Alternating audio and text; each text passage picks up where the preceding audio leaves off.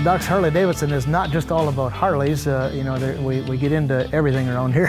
Here's a 8-foot-long woolly mammoth tusk. This is a 1921 Harley-Davidson stationary engine. It says Harley-Davidson right on here, and you can put them on your garden tiller or your mower or your water pump or whatever you wanted for farm use. This is a Megalodon shark tooth right here. This came from a shark nearly as long as this room probably. That was found in the Gulf of Mexico on an oil drilling rig. There's rocks from the Roman Colosseum where the gladiators fought the lions. There's dinosaur dung, but it's petrified, so it doesn't stink anymore. Here we have a 1904 steam engine that was sold by Sears and Roebuck back in the day, and it's got a neat little Chattanooga Lookout Mountain boiler on there, and boy, that thing just puffs away real nice. This little bike is a Corgi motorcycle. It was made for the British military, and they would put this in a parachute tube, and when the paratrooper would jump out of the airplane, they would drop one of these, and he would pull it out of the chute at the bottom, out of the tube, and bring the handlebars up, and he'd have transportation on the ground.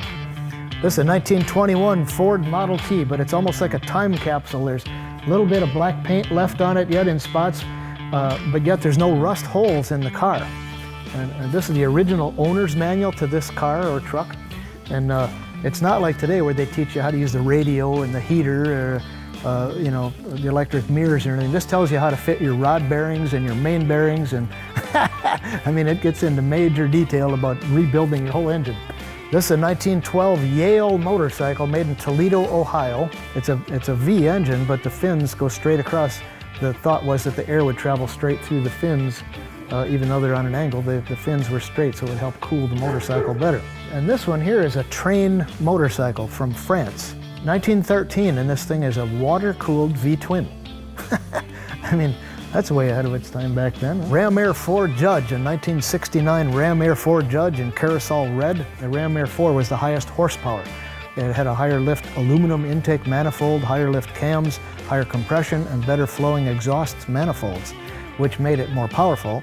And when this car runs, you can just tell the crackle that it's got. You know, the exhaust note is right there. So only 239 Ram Air 4s were ever built, therefore making them quite valuable today. This is the Amphi car. They only built 3,000 of these, and there's only about 300 in the world that still float. You can drive it right off the bank, right into water. There's two nylon propellers in the back, and it's a boat. Here's your starboard and port lights. There's your boat horn, and it's a fun car. We've had it in the Shawano Lake twice this summer already. Michelle and I took it out in the water. It's just a riot.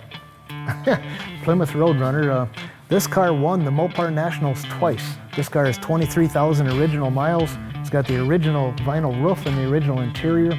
Do you see these orange grills on top of here, on the hood?